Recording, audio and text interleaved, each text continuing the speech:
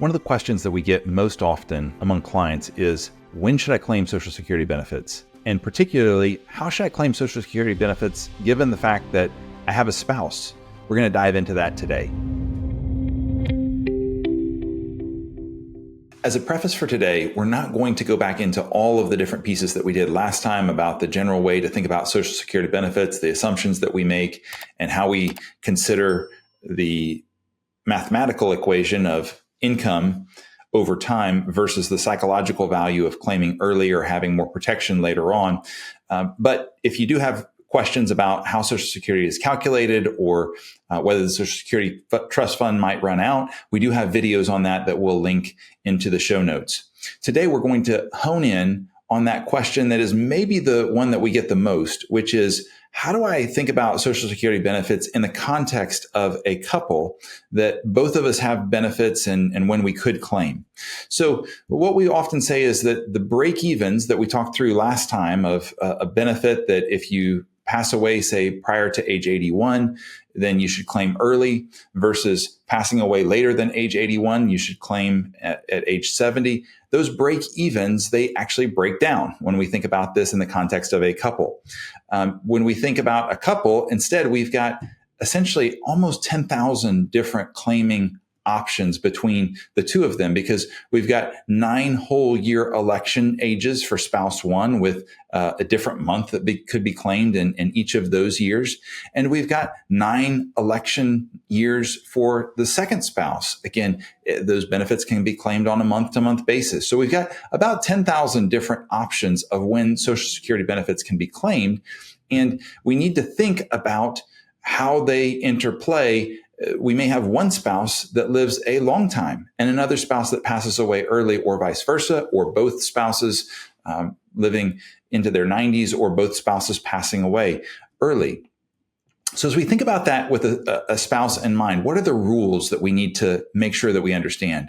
Generally, the survivor is going to receive the higher of the two benefits, and that would include deferred benefits. So let's just say that we have a husband who has a really strong earnings history, and he defers to age 70, passes away at 71, and his spouse then gets that benefit for the remainder of her life, which could be for quite some period of time.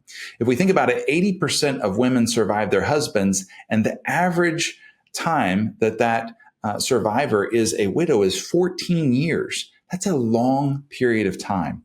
And then as we think about things as well, 98% of the surviving spouse benefit recipients are women.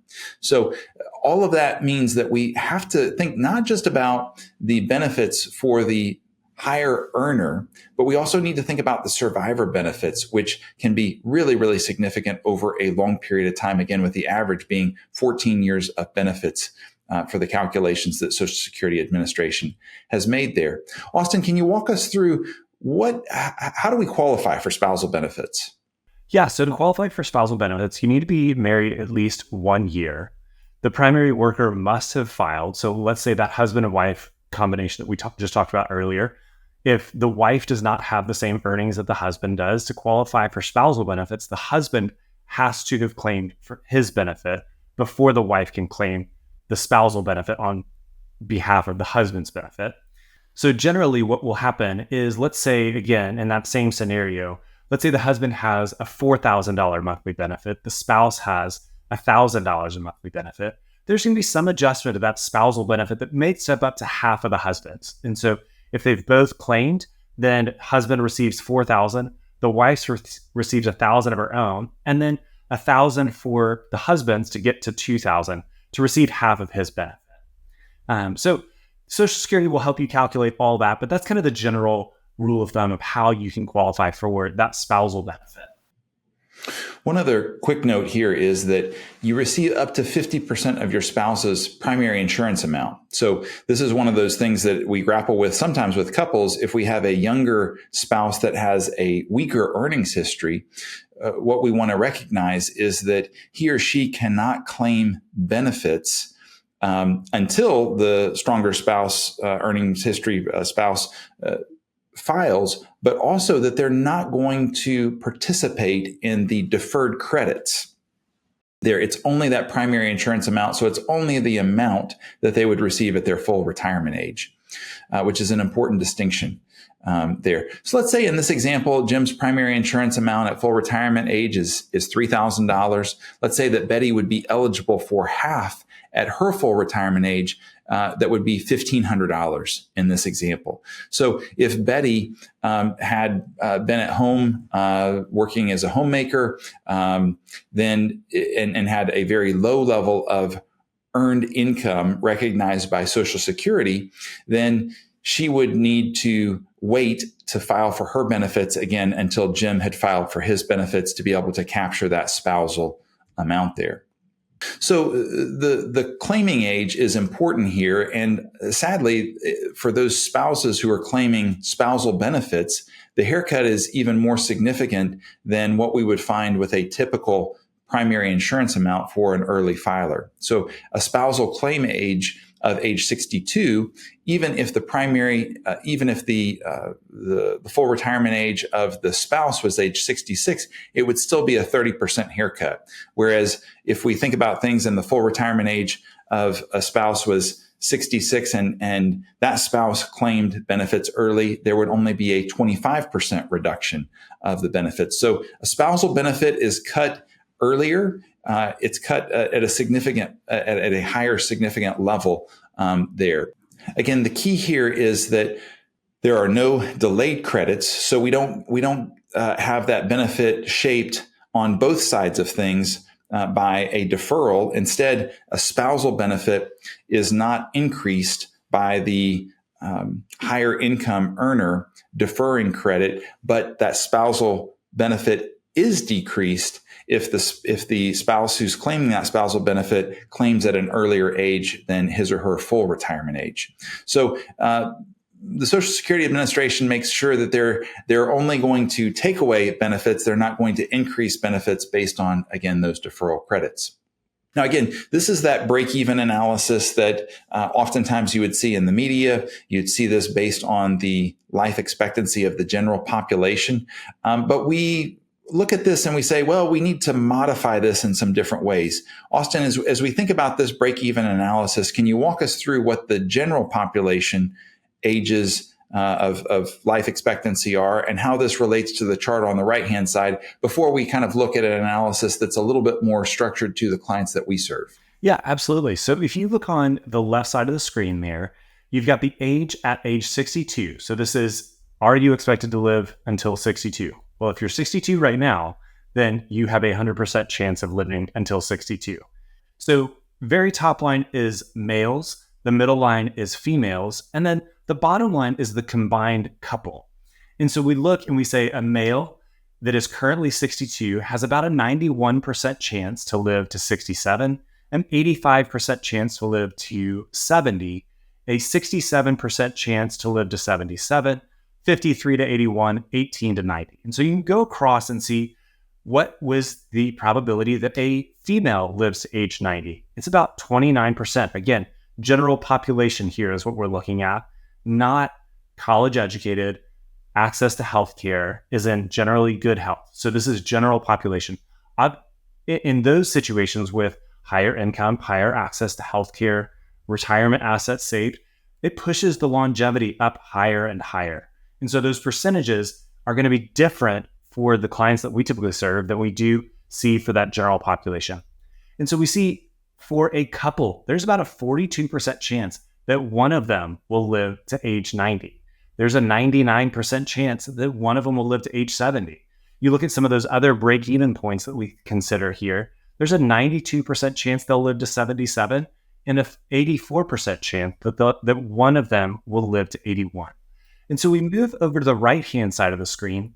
And again, we're looking the suggested longevity for Joe at age 62 currently. This data was accessed in October of 2021. So it's going to be slightly dated. But if we look at it here and say Joe is 62 now, and assuming a 0% discount rate, then his break-even point for their family is going to be right around age 81. So if one member of their family lives to at least 81, which again, statistically, that's about 84% of the time, one of the two in a married couple is going to live there, then it makes sense in this situation to consider deferring Social Security until age 70, because at that point, that's where we see that divergence. That orange line is where you take Social Security at 62. The blue line is taking it at 70. And so you can see there is a period there where taking it early has a greater benefit. But where this really plays out well for this couple is if at least one of them lives into their early 80s. Great. Now, we take all of what we just walked through with a grain of salt because that's the general population. The folks that we serve tend to have a higher level of education. They tend to be in better health. Overall, they tend to have a less likelihood of smoking, be exercising on a greater level, and have higher levels of income over their lifetime. And all of those things stack the odds in your favor. So if we look at a different longevity calculator that's given by this blueprintincome.com that uses the tables that actuaries access, the data points that they have, and looking at kind of the life insurance companies and the overall population of folks that they serve, the difference is striking. So again, for a male, college education, in good health, not great health, again, but on a scale of 1 to 5, good health would be a 3 right in the middle there, not excellent as in 5 or bad as in 1. But again, has had a higher level of income, exercises on a consistent basis. That person, he has a life expectancy of 27 years, believe it or not. So a 65-year-old looking out saying, how long will I live?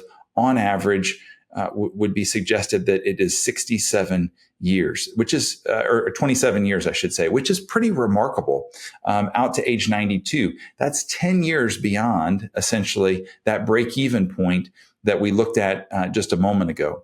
Now, if we look at the right-hand side there, the life expectancy probabilities, if you're age 65 today and we put in that you're a non-smoker in excellent health. So we're not talking about a higher level of income. We're not talking about how much you work out. We're not talking about whether you have a college education, again, which would continue to stack the deck in your favor.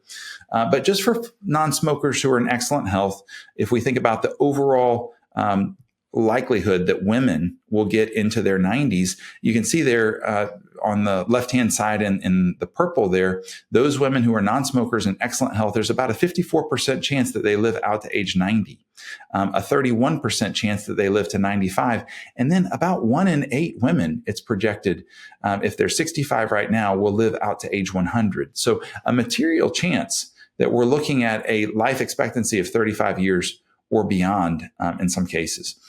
If we look at men on that side of things, men, about a 43% chance of those who are non-smokers in excellent health, again, living into their 90s. If we look at at least one of a couple, there'd be a 73% chance if both are non-smokers in excellent health. So about 3/4 of the time, they'd say one or the other at least will live into their 90s, about almost 46%, almost half of all of those outcomes having one spouse or another live to 95. So that's 30 years that we're planning there if both of a couple are age 65 today. So that's pretty remarkable. Those are statistics that we really have to grapple with, primarily because that's 14 years beyond that break-even point that we just talked through, that would typically be around age 81. Well, and Spencer, if you want to go back to that real fast. Spencer, one of the things that I think is really striking about this, sometimes when we look at percentages, it can feel a little bit muddy. But what this is saying is half of women, 5 out of the 10 women that we serve, is statistically likely to live into their 90s. 4 out of 10 men. In couples, 7 out of 10 couples, one of them will do this. So I think just reframing it and thinking about this is a really high number of people that if you're a non-smoker in excellent health, that there is longevity on your side. Right.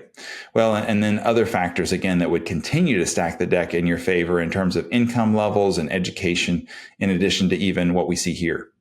So let's talk through a case study. We've got Jim and Betty here. We've got Jim born in the beginning of 1962, Betty born in the beginning of 1965. Both of them have earnings there that were calculated such that Jim's primary insurance amount would be $3,000 if he claims at his full retirement age, and Betty would be $2,000 if she claims at her full retirement age. As you might imagine, we're planning just based on statistics that Betty would have a longer life expectancy, living out to age 91, Jim living out to age 87. So we're not even really pushing the envelope here. If we were looking at this and saying, okay, well, if Jim is 62 and we're looking out to life expectancy there based on the clients that we serve, we might think more like into his early 90s. So this is even being a bit conservative, I think, in terms of life expectancy for both of these people based on the demographic folks that we serve. But again, it's good to be conservative here in this particular example because this shows you the divergence of different outcomes based on income streams.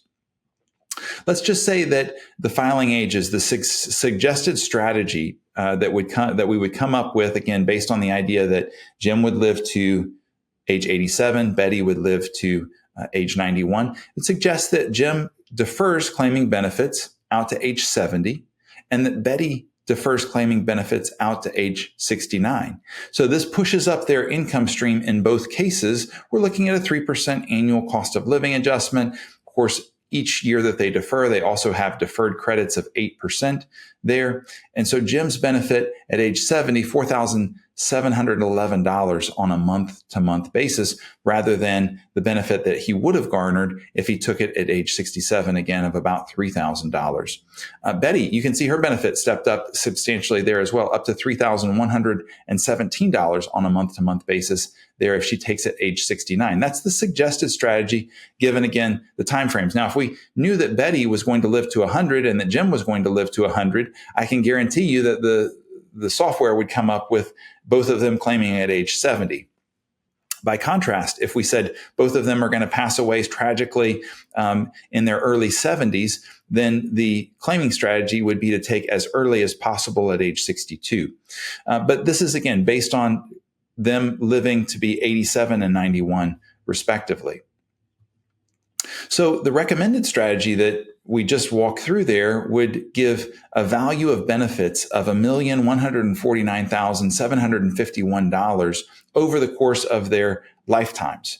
Now, the haircut here that is significant if they claimed at age 62, if each of them claimed at age 62, there would be over an $100,000 difference in the value of those Social Security benefits. So that is a material difference there that they really have to grapple with, particularly if they need a higher level of income as they age. You know, as we kind of look at both of those benefits, those income streams, if it's something like $7,800 on a month-to-month basis, that's a really strong income stream, even if their other assets were exhausted as they got into their mid to late 90s there. By contrast, if they claim early, then those income streams, they do start coming earlier on, which is a nice feature, but they have less going into older age in terms of protection against inflation and other things. And again, the net present value of those funds, over $100,000 difference, claiming at age 62 versus claiming via that recommended strategy that we talked through. And if we looked at that set of examples, Austin, that you and I were just talking through, if we had one of them live out to age 95, that recommended strategy would be even so much farther stronger. It might even have close to a $200,000 difference because, again, we're only anticipating that we have a spouse living to age 91 in this circumstance. So it can be a huge, huge difference over time. As we think about the break-even chart here, this is one of those that we need to look at, but also kind of couch this in a way that we'd understand. You can see Becky's life expectancy here on the vertical axis, Jim's life expectancy here on the horizontal axis. So if we only have two options, one would be claiming as early as possible. One would be claiming at age 70 and 69. What this chart is going to show us is, based on their projected time of death, their life expectancy, what strategy between those two would be better? So as you might expect, if each of them passed away at age 75, then claiming early would be the preferred strategy. If each of them passed away at age 100, then the suggested strategy would be superior. If they each live into, say, their mid 80s, which would be statistically a direction that we could certainly go, you can see that deferring those benefits would be the preferred strategy. Even if they live into, say, their early 80s, each of them did, that deferred strategy would be, again, the way to go. But again, we've got 10,000 different ways that we can look at claiming benefits. So this isn't the only way. And psychologically, sometimes clients say, I'd like to have at least some level of income earlier than my late 60s or 70s. So Austin, can you talk us through some of the ways that we see those conversations about the psychological benefit of having income streams earlier, how that plays out with clients? Yeah, so oftentimes what we see is you've received a paycheck for the entirety of your life, your working career. You're used to receiving a paycheck either every 2 weeks, every month, and you know that it's going to come. And so on the flip side, you also have been saving for retirement. And so you've seen retirement assets grow. And so on one hand, you're used to receiving that monthly paycheck that is constant and it's consistent. It's based on the work that you put out, and you've seen retirement assets grow at the same time. And so as we talk with clients, I can think of several situations in the last few months that we've had where clients have said, it feels really weird not to be getting a paycheck from somewhere. And so we think about the psychological benefit of taking Social Security early. Again, as long as it doesn't put a financial plan in jeopardy, then there are some times that it could make a psychological sense, because for those clients, taking distributions from retirement accounts and seeing assets that they've saved for so long maybe start taking a dip because they start taking distributions, it can be a mental hurdle to get over to say, no, I have saved this for retirement. Now it's time to use it. Similar to what we would see with an emergency fund. If clients have saved into an emergency fund and then need it, sometimes it's hard to pull from that because there's security in having it there. And so sometimes there is that psychological benefit of saying there is a monthly paycheck that is backed by the federal government and the income taxes that they have coming in. So that security that they feel of, I know that a paycheck is coming and I can count on it being there, sometimes provides a benefit. But on the flip side, sometimes there's fear of how long will that benefit last? Is it going to be cut? When are benefits going to be taken away based on the Social Security Trust Fund projections? And so there's psychological things that you need to consider on both sides of this equation of how do you embrace using your savings? How do you think about the Social Security Trust Fund? Is it really necessary for you to have that retirement income stream that is a monthly check that you see coming from somewhere else, not from the savings that you've built up? Austin, thanks for walking us through those different considerations. We've certainly got the mathematical calculations that we've been focusing on here in the bulk of our presentation, but we want to recognize that there are psychological elements that we need to contend with as we make this decision. As we think about other types of strategies, again, we got 10,000 different ways that claiming could be done. A lot of those are not good, but there are a handful to consider beyond just, hey, let's defer as long as we can, or let's claim as early as we can. So what if we tried to have our cake and eat it too in this situation with Jim and Betty? In this circumstance, oftentimes we would encourage the higher income individual to defer his or her benefits out to age 70. So in this case, Jim defers his benefits, and at age 70, he has $4,711 on a month-to-month basis that would be coming in, not just for his lifetime, but for Betty's lifetime too. By contrast, we have Betty claiming early. She claims at age 62. She has a haircut on her benefits, but the couple together, they get some level of income from Social Security beginning when she turns 62, and that would be $1,529 on a month-to-month basis. Is that going to be enough to fund their household? In all likelihood, no, but it's going to be enough to kind of give them maybe a level of income that can increase that sense of security, or it can sometimes just be enough that that is some of the money that they would use for trips or for gifts or for other kinds of things. That they could fall back on a little bit if they should see investments falter there. So there's a lot that comes into how do we come up with the optimal claiming strategy. But if we think about, again, that break-even chart based on this piece here, the recommended strategy, again, would continue to be, if we consider Jim passing away at 87, Betty at 91, that recommended strategy is still the same. It would be just south of $1,150,000 of total Social Security net present value benefits. The earliest strategy, of course, we've already talked about that. It's about $100,000 less, but this split strategy where we still garner the deferral credits from Jim. And if Betty should outlive him, she still gets all of those credits. He passes away at age 87. She's got a number of years in our projections here where she would continue to outlive him, I believe, for 7 years here. Then she would garner his entire Social Security income stream, including those deferred credits. And so what that allows us to see here is that split decision there, where she takes as early as she can, he defers out to age 70, that split value is $1,122,000.